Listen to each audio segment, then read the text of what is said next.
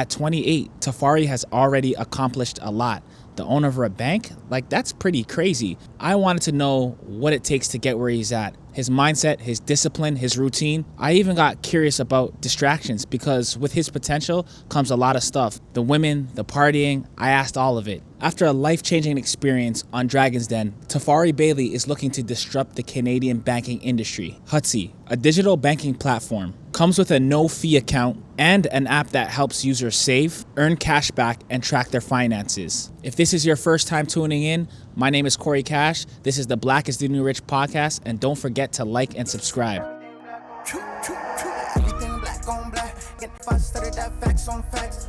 Tefari, who are you?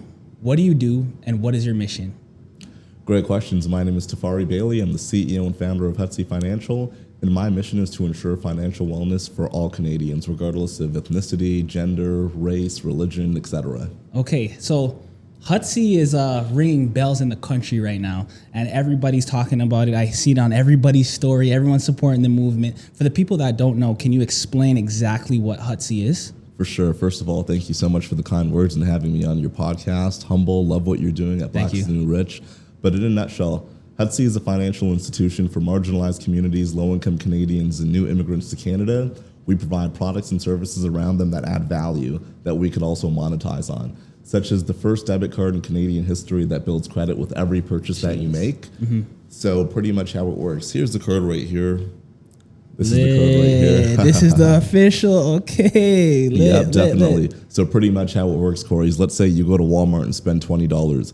You tap the Hutsy card, we're opening up a mini line of credit for you on the spot to pay for that purchase. Yeah. And then the next business day, we take the $20 out of your checkings account and we report that to Equifax and TransUnion at the end of the month to positively enhance your credit score because it's a loan at the end of the day, a secured loan. Yes. We also offer early access to payroll so individuals never have to use a payday loan again, because for those watching that don't know, 45% of the country lives paycheck to paycheck. That number is just increasing year over year with inflation at an all-time high, which results in about 3 million Canadians using payday lending services annually. Payday lenders charge interest rates well over 500%, which could leave people trapped in a life cycle of debt that they can't get out of. So we offer that for free, just for banking and having direct deposit set up with us. And then we also offer no-fee banking solutions. Whereas traditionally, 5 banks control 95% of assets under management, they charge you a monthly fee for your account unless you maintain a certain balance. Not everybody's able to do that. So we don't charge any fees as banks are in the business of keeping the rich rich and the poor poor. So Hutsy's here to stop that. Okay, so I've been doing my research for a long time because we've been following each other for a long time on social media. So I look at you like Neo in the Matrix, okay? Like there's a whole matrix, there's a lot of stuff going on, but there's just a few people that are very special, and I look at you as one of them. And for this, one of the reasons why I think you're so special is because you bring corporate and the culture together. You will have people like Mullah first, right? Yes. Mullah first, and then you can talk to whoever in the corporate world. Why is that so important to be stepping in both worlds? Because at the end of the day, we want to be different. It's, as I mentioned, 5 banks control 95% of assets under management. They're all the same other than the name and the brand and colors. Yeah. There's nothing different. You do have online digital banks like Tangerine, etc., but there's no culture or flavor to them. The way I see it, it's like you're just putting chicken in the oven. There's no seasoning, no paprika or anything. No sauce. It's no sauce. So we want to add things to the culture. We want to build a brand. We want to build a lifestyle brand and a financial institution. If we're doing this for the community, we should be involving the community and doing things that they would enjoy and appreciate. Okay, amazing. So I want to put a pin in what Hutsy is right now, but I want to bring it back a little bit because I want to know who you were prior to Hutsy. What were you doing? Definitely. So prior to Hutsy, I've always been in the entrepreneurship space. I've always been, I like to call myself an innovator, making something out of nothing.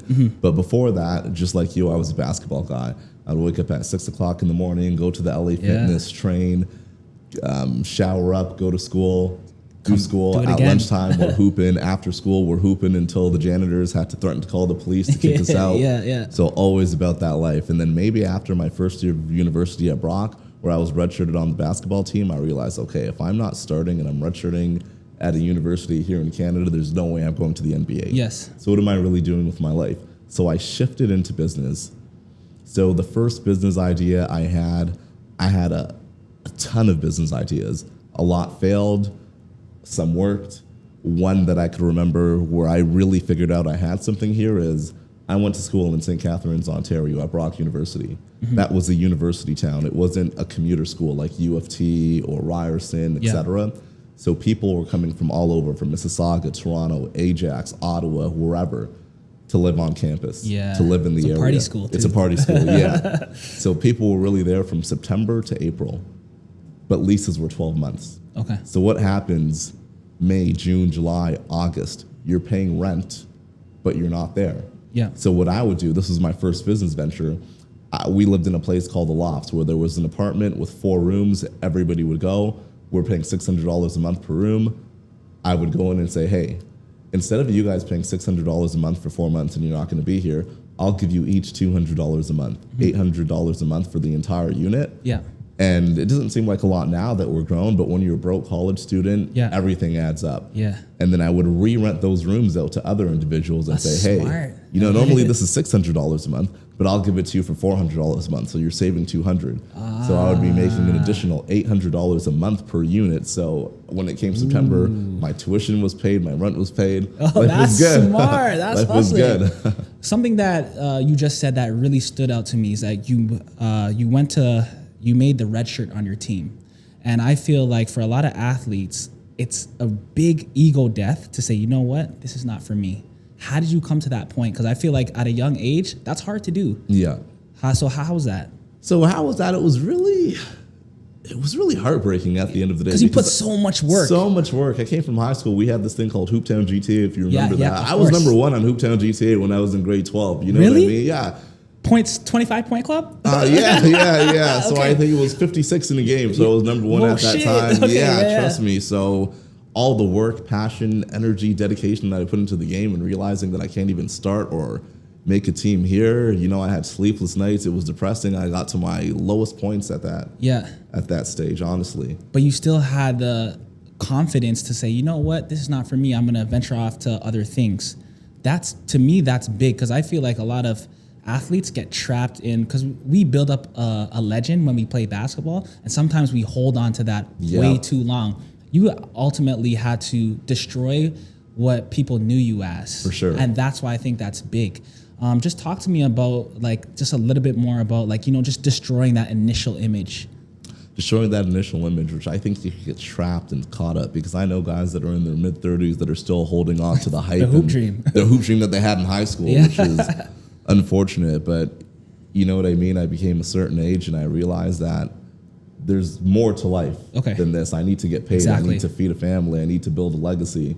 And I'm not going to do that through the game of basketball, which I loved my whole entire life. So I switched my majors. I was in kinesiology, so I switched to business, economics, and computer science. Let's get this money. Yes, let's get this money, because at the end of the day, it's like you're in the league to make millions of dollars and play the game you love. So I'm like, how can I make the same millions of dollars with doing something else? Okay, cool.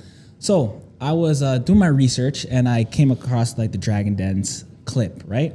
And something that was very interesting that stood out to me, and I want to know how you got there. You were competing for 500,000, right? And you offered 6% of your business. So I wanted to know, how do you get to the 6% and not maybe, let's say 10, not 5? Like, what about your business said 6%? Because a lot of people, I believe, when they're entrepreneurs, they say, oh, I'll give up this percentage of my business for this amount of money. So I want to know how you got there. So how I got there, it's really important to note that we're in Canada. We're talking about financial institutions. So when you look at the most profitable companies in Canada, they're the banks and the insurance companies. Yeah. So we're going after a gigantic category here. So I felt that in the future, Hutsy has the potential to be valued at billions upon billions of dollars, and this is the early stage to get in. So I thought they were getting a good deal at that point in time. And secondly, we're one of one in our category. We're a Black-owned financial institution, really building for the culture and the community. Yeah. So there was a lot of things that went into the valuation, plus my previous track record with my other startups showing that I am a person that can operate a company like this. I used to work at the bank at TD Canada Trust. I worked there for my first 4 quarters. I'll give you a summary. Number 1 was a training quarter. Number 2, I was number 1 in my branch in terms of sales revenue. Quarter 3, I was number 1 in my district in terms of sales revenue. Quarter 4, I was number 1 in my region in terms of sales revenue. So I know banking inside out. So along with my work experience, with my track record in business, along with how gigantic this market size is, $8.1 billion in Canada, I felt that was a fair valuation to give the Dragons. Okay, amazing. So when you won, I'm guessing that your network expanded, right? Totally. So you got to have conversations with high-level entrepreneurs, very successful people, and I believe like people on the other side of the curtain, I call them, like they play money games, right? Yeah. They play big money games, and I believe that you get to talk to some of these people. What are the character traits of some of these people that regular entrepreneurs are kind of missing, or that you can even pass down as a gem? Really just focus on the results over the hype, because at the end of the day, before Dragon's Den, we were doing the exact same thing, and then Dragon's Den happened, and now it amplified what we were doing in terms of the media and coverage. But at the end of the day, keep doing you. You're going to have that one breakthrough opportunity as long as you stay focused and keep the main thing, and then the world will know what you're doing. Secondly, everything that you're doing, only do things that move the needle forward in a positive direction. Okay. Like, don't worry about the color of your website or what text you're going to put on your website. Focus on the product. Focus on having the right impact of what you're doing. Of what you're doing, and everything else will come along. Just great. Okay, makes sense. So this next question, I see what's going on, and because you're a part of the culture, I want to know, like, distractions are going to come, right? Yeah. And I'm obviously, I might get some flack for this, but distractions are going to come, and you're young, you're still in your 20s, and women are going to come. And obviously, they might look at Tefari and be like, he's done this much already, and his potential is through the roof. So he's looking like a lick right now, and that might be my meal ticket. How do you protect your energy? How I protect my energy, I have OGs around me. I have OGs around me that have been there and done that. I like to learn from other people's mistakes to really assess the situation. You know, when I'm out with my friends, family, when we're with the guys, we always have the OGs around. Whenever there's women there trying to take photos, videos, no cameras, no this, no that. Good. And really tough to get in. Yeah. Really tough to get in, if that makes sense. That honestly, I think having older heads is very important. I had older heads growing up, and if I didn't have some of the lessons being taught, especially about, obviously it comes with the territory. The women come with the territory. Totally. Yeah, and if I didn't have that, I don't know, I would have been off the Richter. I might have 4 kids running around. Literally, and I'm not trying to get caught in that loop, you know? Yeah. So Another thing that I would mention to that, it's like, as a high value man like yourself, you don't want somebody that's out at the club every other day. You don't want somebody that's posting half naked photos on Instagram. You want that girl that's going to be at home, that's going to care for you, that could cook, clean. Integrity. You know what I mean? Not looking at you as a lick, but looking at you for who you are. Yeah. So it's like I can kind of see past the BS, if that makes sense. Okay, amazing, guy. Because I always wanted to ask you that, because I'm like, yo, I see this kid. He's going. He's out of here. He's about to be out of here. So I hope, obviously, with the distractions, I hope, like, you know, he can control it, because I know what that life can be, you know? Totally. So I always wanted to ask you that. But one thing I noticed about your movement is, personally, I wake up at 5 a.m., right? And everyone's like, oh, you wake up at 5 a.m., you're doing so well. And then I follow you, I'm like, this guy wakes up at 4 a.m. You know, so there's always someone, like, giving you inspiration to work harder. Totally. Why 4 a.m., one, and what does it do for your productivity? Going back on to the previous question, you talked about distractions. When you're up at 4 a.m., nobody's up at that time. So there's no distractions. You could do work without having to, like, think about people messaging you on Instagram, text message, anytime. So you have this window of opportunity, I would say maybe between 4 a.m. and 8:30 a.m. while people are still sleeping, where you get unlimited work done. Yeah. For sure. And what that does for you is it just puts you in a zone. Yeah. It puts you in a zone where there's no distractions and you could really lock in. That's exactly how I feel. Like, I look at it as being ahead of the world. Yeah. And I need, obviously, even just being born Black, we are born with a sort of a disadvantage. So Totally. How are we going to catch up, or how are we going to even this playing field, or how are we going to get ahead? And I feel like waking up at those times really does that, and it sets a discipline within yourself. Totally. And to add on to what you said, how are we going to win? It's like we're going to win together. Exactly. By following the same movement, having everybody win together. Exactly. And I think that's what Hutsy Financial is about. It's about a movement. Exactly. Even when we raise venture capital funding, when we raise funding on Dragon's Den, we have all these venture capital firms that do want to invest and that have invested in the company. Mm-hmm. But I would always reserve a certain amount of the round to allow everyday individuals within the community to invest as well. So when we succeed, they succeed. When we exit, whether it's an IPO or being acquired by a major financial institution, everybody is winning together. I like that. I love to hear that. So the other day, I screenshotted one of your stories, and because it was very interesting, and I'm paraphrasing, but it was like, if you paid attention to your peers, you might you might learn more than you following like a celebrity or someone that you don't know. Did you want to elaborate on that? Because I have something to say about it. Definitely. So I think the quote was, I think we tend to overvalue the people we look up to and celebrities and people that we admire, and we undervalue our peers. You'll get more done with your peers in the trenches than you will looking up to a celebrity that's done what you did 20 years ago, because times have changed. You're with your peers in the trenches all the time, and you guys can innovate and learn from one another.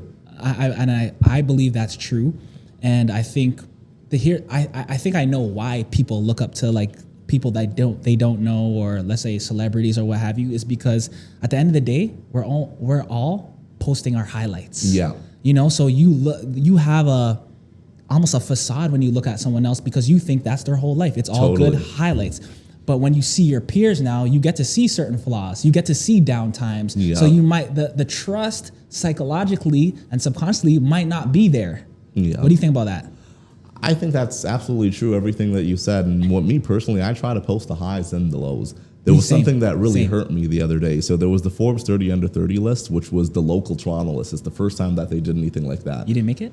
So I didn't make it, and I was so hurt. Honestly, I was so hurt. There was a couple of companies that made it that were on that list that were at Startup Fest, that we beat out at Startup Fest. Wow. Yeah. That honestly, that would piss me off. Yeah, that really, really, really hurt me. And there was not one black person on that list as well. See, here's the thing, and correct me if I'm wrong, or just give me your opinion on it. With stuff like the Oscars, the Forbes 30 under 30, all these type of awards, I've always looked at awards as just someone's opinion. Yep. It's just opinion based, although they do mean a lot. But sometimes, I don't think we're playing on the same playing field with these institutions of awards. So that's why I take those awards type of things with a grain of salt. What do you think? Yeah. So it really does help with getting in rooms and having conversations or accolades, you know what I mean? Because I consider Dragon's Den as something like that. We went on Dragon's Den, we won, we did X, Y, and Z. Fair. But without that, we definitely wouldn't have the brand equity and brand capital that we have right now. So something like that, Dragon's Den really helped for the company, but Forbes would help for an individual. So when you're going into rooms and having a conversation with a high-level individual, that's just another accolade that everybody really knows. Okay, I never looked at it like that. Yeah, that makes sense, because it puts like people know you're serious. Yes, people know you're serious, and it's social proof that you know what you're doing. It's social capital. Yes. Exactly. So you know what? I never thought about that. Okay, I'll take that one. So, do you look at that as like a failure, or is that like, do you look at it as a failing or a loss? I look at it as motivation to make it next year. Yeah. And then I remember Michael Jordan didn't make his high school team, 100%. The senior team, the first year around. And then he made adjustments, and the next year, he was on there. Okay. So now this is really motivation to see, okay, the companies that made it, that we beat there at Startup Fest, let's see where they are today, and let's see where we are today, and let's see how we both are a year from now. We'll see who's really winning. Okay, lit. So what is your relationship with failure? My relationship with failure. So I fail all the time. So it's not always glamour and success. There's daily milestones that you want to hit, even as simple as I always make a to-do list for a variety of things that I have to do throughout the day. Maybe it's 5, 10, or 15 things. Yeah. Some days, if I have 15 things that I need to do, I may only hit 12. Yeah. I see that as a micro failure, but I don't get down on it. I figure out, how could I improve? Where was my time wasted? Or not even wasted. It's like, what other things was I doing that I shouldn't have been doing? Cool. That could have helped me accomplish the goals I have for the day. And the same thing could be set on a more macroeconomical level. Okay, cool. So on this podcast, we talk a lot about people's successes, and I just ask your relationship with failure. But I actually want to know, what has been your biggest loss so far, and how did you bounce back? What has been my biggest loss so far, and how have I bounced back? So are we referring directly to Hudson Financial or in general? Life. So life. So I'll give you a business loss that I had. It was kind of a win and a loss but it was a light bulb moment. So when I was in high school, my coach, he had a company by the name of EcoClean Snow Removal. Yeah. So he would get me and the Mandem all the time to shovel snow. Yeah. And he would say, hey, we're only going to be out for a couple of hours and I'll give you each $50. And as a high school student, that made a lot of sense. That, yeah. You know, so he'd pick us up at 6, they would be back by 9, but we wouldn't be back until 3 o'clock in the morning. It was the ultimate finesse. Yeah. It was the ultimate finesse. But in university, when I was looking to create a company with my roommates, we created our own version of EcoClean Snow Removal Niagara. So we needed to get clients. So I spoke to one of the biggest property rental companies in Niagara. Yeah. They were called Brockview Property Rentals. And I met directly with the CEO. So I told him a big story, how we had a team of X amount of people. We'd be able to handle all of his book of business. Yeah. He gave us hundreds of units, and it was a 6-figure contract. So we put it on the table. Just like that? Yeah. Okay. I brought it back home to my roommates, and we just laughed because there was no way we'd be able to do that. Only one of us had a car. We had one shovel. This, and that. So I had to go and tell him that, you know, we were oversubscribed. We couldn't do that. So that was a loss because we missed out on, you know, 6 figures worth of dollars. Yeah. But it was a win at the same time. I showed you your negotiation skills are up there. Yeah. It showed that, you know, you have something. You can make anything out of this life. You know, when you're working a 9 to 5 without any bonuses, you're limited to a certain hourly salary. 100%. But when you're working for yourself, entrepreneurship, it's just about the deals that you close, and that determines the revenue you make. Okay. So that was a loss, but a win at the same time. Okay, dope. I like that. Where is Hutsy right now, and how can the community further help your mission? Definitely. So where Hutsy is right now, we've launched about 5 weeks ago. We have tons of thousands of people on the platform. We were only live on the iOS Apple Store, but we've launched on Android a couple of days ago. So now we're really pushing the narrative, getting people to sign up. How the community can help is signing up at www.hutsy.ca and downloading the app, Hudson Financial, on the Android or Google Play Store. We're really taking customer feedback seriously, so we're reaching out to all customers for them to let us know what they want on the product, because at the end of the day, our customers are our North Star. Good. We're not building for us, we're building for our customers, so we take the feedback very seriously in terms of what financial products and services you want to see Hutsy offer and what you want us to do for the community. So we have a couple of Hutsy financial parties or events here from time to time for the community. They're really great, and we want to continue to do that. I'll be at the next one. All right. We definitely want to continue to do that and just do things that none of these banks could do. Okay. So when someone's signing up for Hutsy, is there anything that will get you disapproved? Only thing that'll get you disapproved for Hudson Financial if you're putting in the wrong information. Oh, okay. Okay, so everyone's accepted at everyone's accepted at Hutsy. Okay, except for the fraud guys. Yeah. Okay, so I'm gonna after this interview, I'm gonna sign up. I'm gonna get going. I have to, you know. When I was scrolling on Instagram recently, I noticed the page BlockTO. Yes. We can't view it anymore. Yep. Because of the war going on with the government and Meta, right? Yeah. Does that affect Hutsy in any way with news outlets being shut down on social media? Not at all, because at this stage, we've only really been dealing with the underground mainstream, such as, Six Buzz, Real Toronto News, Keep Six Solid, Wave Room. Speaking of Six Buzz, we're working on something really special with them that's going to blow up the community. Okay, lit. Yeah, we've only been dealing with them, and they're not mainstream news outlets. Okay. So I don't think that's going to affect us. Okay, because that was a little scary when I seen it. I was like, whoa, I heard that it was coming, but when I actually scrolled past BlockTO and says I couldn't view anything, I was like, okay, this is here now. And it is, I don't even want to say anything about Justin Trudeau. I don't want to speak politics right now, but that is so disappointing. This is such a great country. And I don't think... It hurts us. It hurts us, honestly. It really does hurt us. So. 100%. So these next two questions I ask every guest on the show. And the first one is, I want to know what is the best advice that you received and what is the worst advice you received? And you don't have to say any names. The best advice that I received, it's something that I said on the Millennials to Millionaires podcast as well, is that success leaves clues. But even further than that, it's like whenever you're building any sort of startup organization, you only want to have A+ players on your team, because a small team of A+ players will run circles around B and C players. Yes. And when you start hiring B players, they get intimidated of hiring A players, so they start hiring C's and D's, and your whole organization goes to shoot. So if you're not the best marketer, hire the best marketer on your team. If you're not the best at communicating with other people to close deals, hire a salesperson That's how you scale your business. That's how you scale your business. Hire people that complement your weaknesses. That is the best advice that I've ever received. And the worst advice that I've ever received is that you could do everything yourself. Yeah, you can do everything yourself, because you can at the end of the day. You need a team, as I mentioned, of A-plus players that'll help you and build you together. Drake doesn't do it by himself. He has a team in the background. LeBron has a team in the background. Some of these people you've heard of, like Rich Paul, Maverick Carter, etc., but some people in the background that you've never even heard of that helps propel their success. How do you go about building your team? Because I know I see it expanding. I see Eric here. I see Ebone. Yep, I see a bunch of the plug. Come on. Yeah, I see Moolah first. I see a bunch of people. So how are you building your team?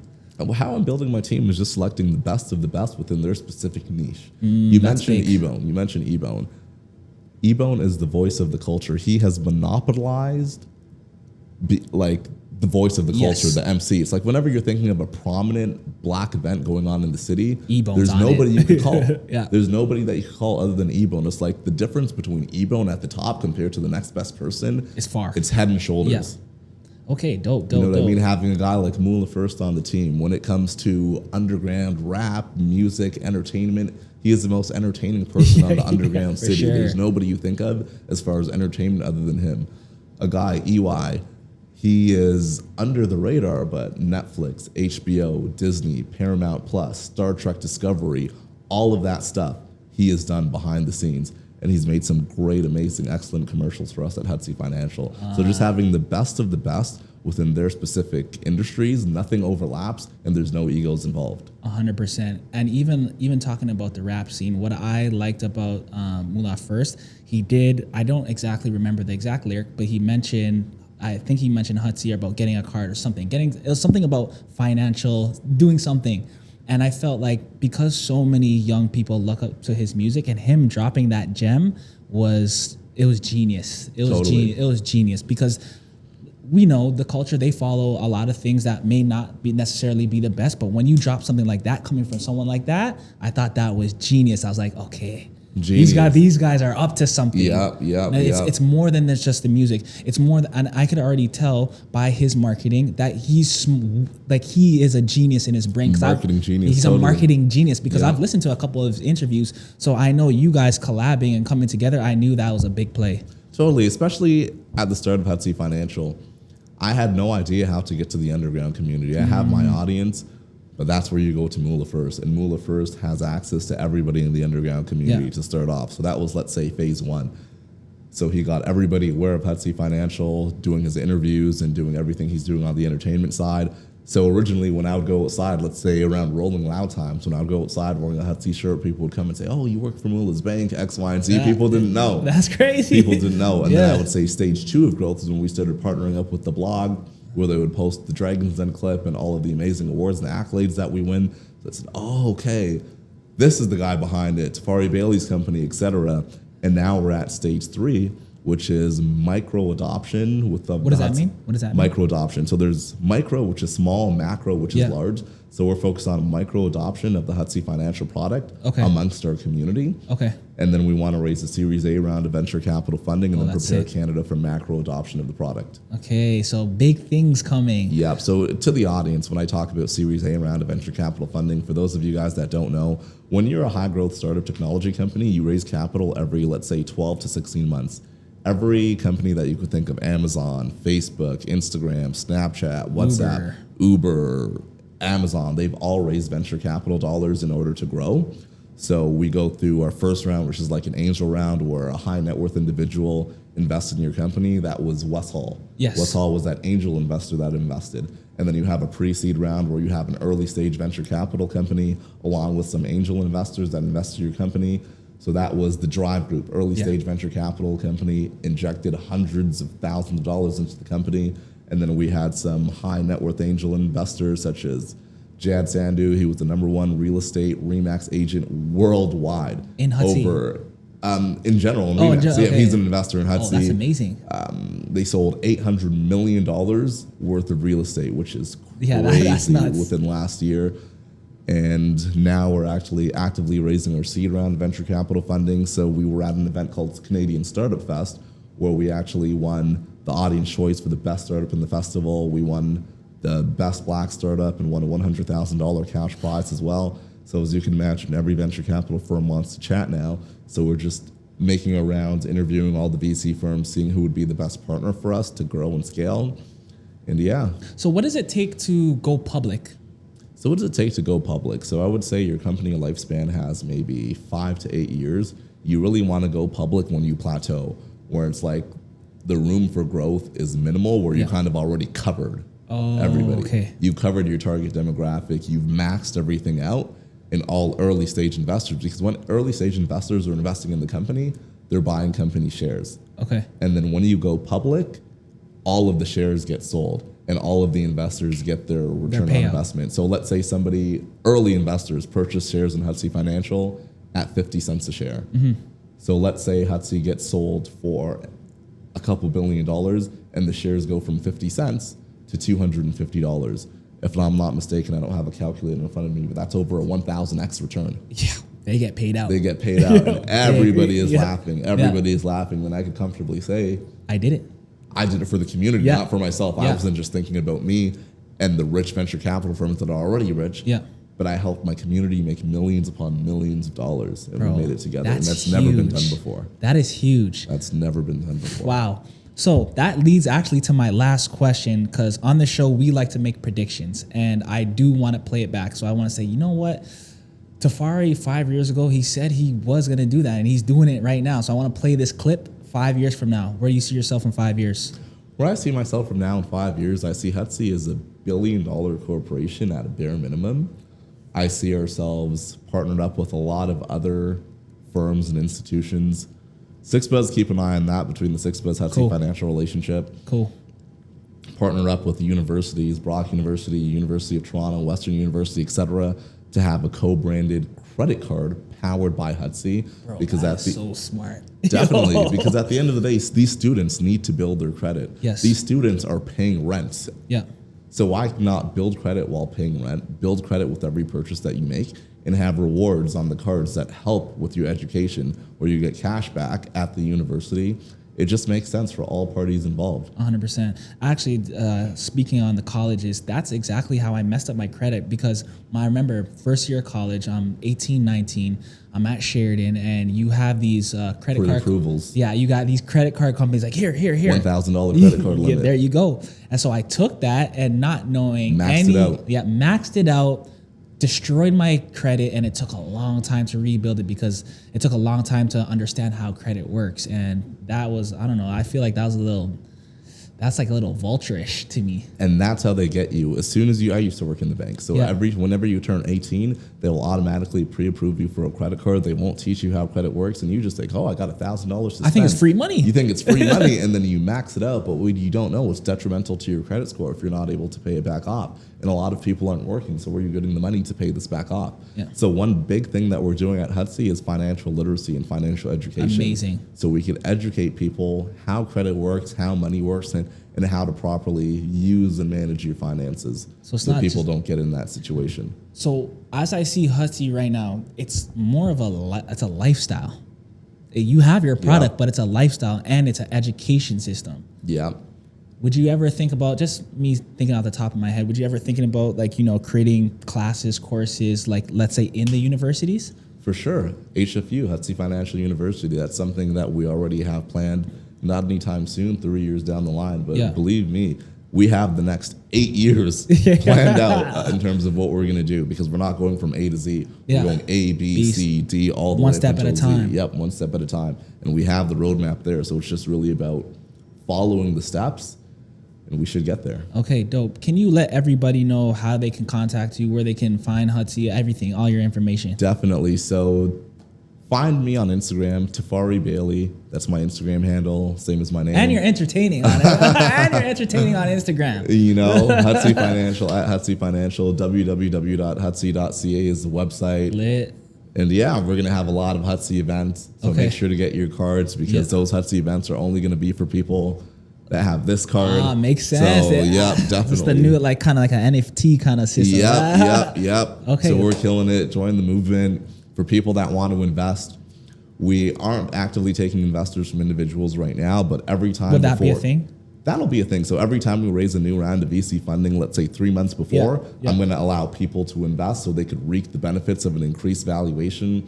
And it just makes sense because if you're an investor, you're going to be more likely to promote the company. 100%. You're going to be a brand ambassador and a follower, and you're going to be able to reap the benefits. So that's really important to our strategy as well. Okay, dope. So Tefari, honestly, I want to thank you for having this conversation. I know it's been a long time coming because our schedules are a little bit conflicting in the before, because I know you're a busy person.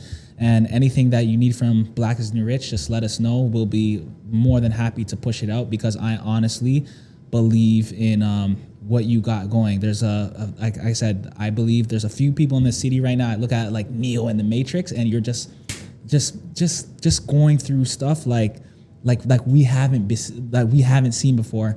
And I really appreciate your movement. So anything that you need from us, again, thank you for coming out and ask anytime. Thank you. Appreciate it.